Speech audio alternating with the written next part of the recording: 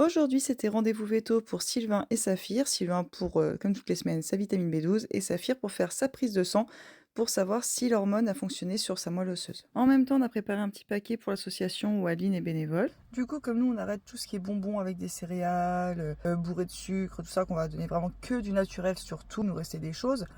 Donc on a quand même gardé des pâtés style Félix, Whiskas, tout ça, parce que pour les sauvetages, pour essayer d'attraper les chats errants et tout, pour mettre dans les trappes, avoir une pâté qui soit pas de grande qualité, hein, parce que c'est souvent ça finit aussi à la poubelle. Donc là on a fait un grand tri et puis bah on va déposer tout ça à Adeline qui est du coup dans une asso. Et puis voilà. Comme d'habitude, notre petit Sylvain était très courageux avec ses piqûres. Pour une fois, il a un petit peu bougé à la première. Il avait pas trop envie, hein, apparemment aujourd'hui. Bon, ça fait très mal, hein, on va pas se mentir.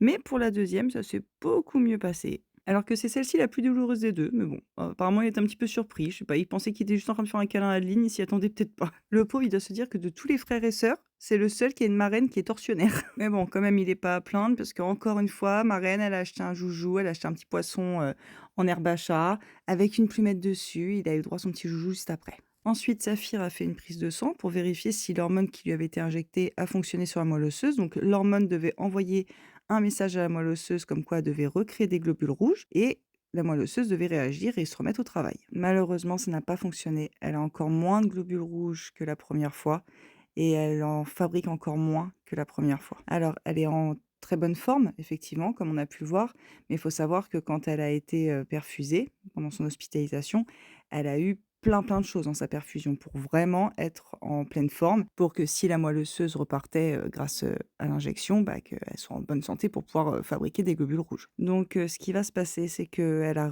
eu une hormone pour essayer de refaire passer ce fameux message à la moelle osseuse. On refait la prise de sang la semaine prochaine, tout exactement ce qu'on vient de faire et si ça fonctionne pas, il faudra alors aller prélever dans la moelle osseuse pour voir déjà si c'est le médicament qu'elle a eu, l'intrafingol, qui a fait ça ou si elle a vraiment la leucémie. Donc encore une fois, va falloir envoyer plein de bonnes ondes d'ici la semaine prochaine, les chamis. Et ensuite, j'ai été rendre visite à Gustave, qui a toujours ses 2 grosses boules, au bajou, mais qui est en pleine forme. Il mange bien, même les croquettes. Il est tout câlin, c'est vraiment un amour de chat. Donc ça, c'est génial, ça veut dire qu'il va pouvoir t'adopter si tout va bien. Pour l'instant, la vétérinaire ne fait pas d'autres examens pour ces 2 grosses boules puisqu'elle attend, qu'il finisse ses 21 jours d'incubation de maladie, si, jamais il a la leucose, la FIV et cetera. Donc on n'en saura plus, passer ce délai parce que sinon, bah, monsieur, il se porte très bien. Donc voilà les chamis, je suis désolée, je suis encore porteuse de mauvaises nouvelles, mais on espère, vivement que la roue tourne et que ça s'arrête. Je vous fais des gros bisous et je vous dis: «Chalut, chalut».